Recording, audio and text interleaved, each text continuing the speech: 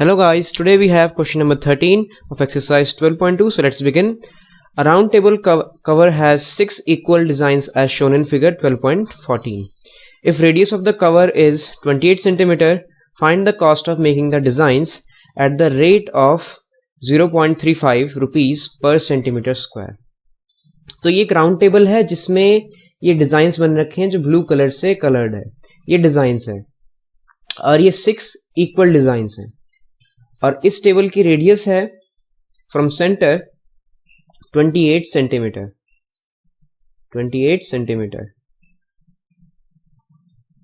तो हमें ये बताना है कि इन डिजाइन्स को बनाने में कितनी कॉस्ट लगेगी. तो सबसे पहले तो इनका एरिया निकालना होगा इन 6 डिजाइन्स का, और उसके बाद जो हमें रेट दे रखा है इससे हमें उसे मल्टीप्लाई करना होगा, तब हमारे पास कॉस्ट आएगी. तो सबसे पहले हम निकालेंगे एरिया. तो एरिया निकालने के लिए हम क्या करेंगे, यहां पर ये है एक सेगमेंट. तो सेगमेंट का एरिया निकालने के लिए हमेशा उसे सेक्टर में से ट्राइंगल का एरिया माइनस करते हैं, तो हमारे पास सेगमेंट का एरिया बचता है. तो सबसे पहले हम यहां पर एक सेक्टर बनाएंगे. हम ये हो जाएगा हमारा एक सेक्टर, और इस सेक्टर की हेल्प से हम निकालेंगे इस सेगमेंट का एरिया. और हमारे पास एक सेगमेंट का एरिया आ जाएगा तो उसे हम 6 से मल्टीप्लाई कर देंगे, तो हमारे पास सभी सेगमेंट या फिर यहां पर डिजाइन दे रखा है तो इसका एरिया आ जाएगा, क्योंकि ये सभी इक्वल हैं इसलिए. तो हम क्या करेंगे, सबसे पहले हम निकालेंगे यहां पर एंगल ऑफ थीटा. ये एंगल, ये हम कैसे निकालेंगे, यहां पर गिवन है 6 इक्वल डिजाइंस, 1 2 3 4 5 6 इक्वल डिजाइन बन रखे हैं इस सर्कल पर, और वो किस पर बन रखे हैं, सेंटर पर ये एंगल बनाएंगे 6 इक्वल डिजाइन. तो कितने डिग्री में बन रखे हैं, 360 डिग्रीज में. तो जब 360 डिग्रीज में 6 इक्वल सेगमेंट्स बन रहे हैं तो वन सेगमेंट कितने डिग्री में बनेगा, तो इसकी वैल्यू हम निकाल लेंगे 360 को 6 से डिवाइड करके. 360 डिग्रीज डिवाइडेड बाय 6, तो 60 डिग्री में एक सेगमेंट बनेगा. तो थीटा की वैल्यू आ चुकी है 60 डिग्रीज. तो हम यहां पर फॉर्मूला यूज करेंगे सेगमेंट का, area of segment is equals to area of sector minus area of triangle. तो सेक्टर के एरिया का फॉर्मूला होता है theta by 360 degree pi R square. और यहां पर ये ट्राइंगल कैसा है, तो ये यहां पर सेंटर एंगल हो जाएगा 60 डिग्रीज का, और ये जो रेस्ट एंगल बचे हैं, बाकी एंगल बचे हैं, ये भी 60 डिग्रीज के हो जाएंगे, क्योंकि ये रेडियस है, ये दोनों इक्वल हैं तो इनके सामने के एंगल भी इक्वल होंगे. तो ये एक इक्विलैटरल ट्राइंगल बन गया है.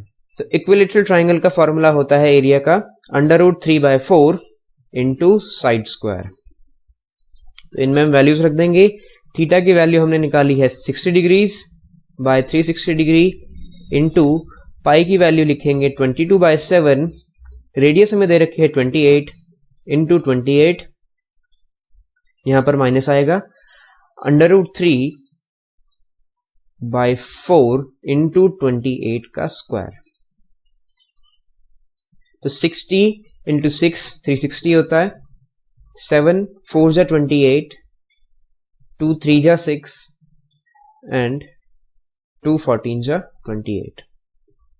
तो इसके अलावा यहां पर कुछ कट नहीं रहा है, तो इसे हम ऐसे ही लिखेंगे 22 इंटू 4 इंटू 14/3 माइनस √3 को हम क्या लिखेंगे, √3 को हम लिखेंगे 1.7. ये √3 की वैल्यू होती है, और 28 का स्क्वायर है तो इसे हम 2 टाइम्स लिख लेंगे बाय 4.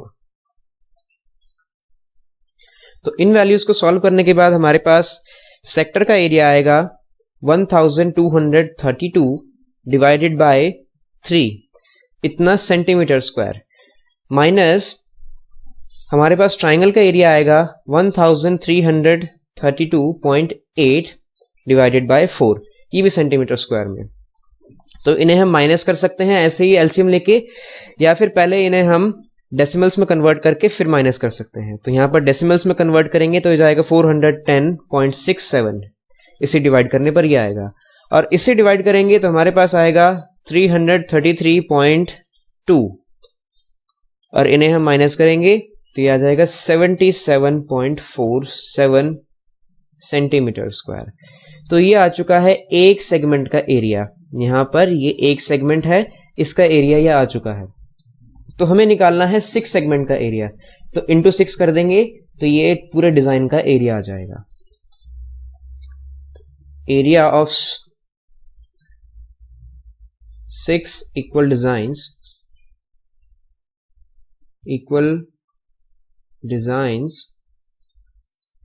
इज इक्वल्स टू, हमारे पास एक सेगमेंट का एरिया आया है 77.47 इंटू 6, इसे मल्टीप्लाई करने पर आंसर आएगा 464.82 सेंटीमीटर स्क्वायर। तो ये टोटल डिजाइन का एरिया आ चुका है। अब यहां पर पूछी है cost of making the design, और ये रेट दे रखा है, तो रेट से एरिया को मल्टीप्लाई करेंगे तो हमारे पास कॉस्ट आ जाएगी। Cost of making designs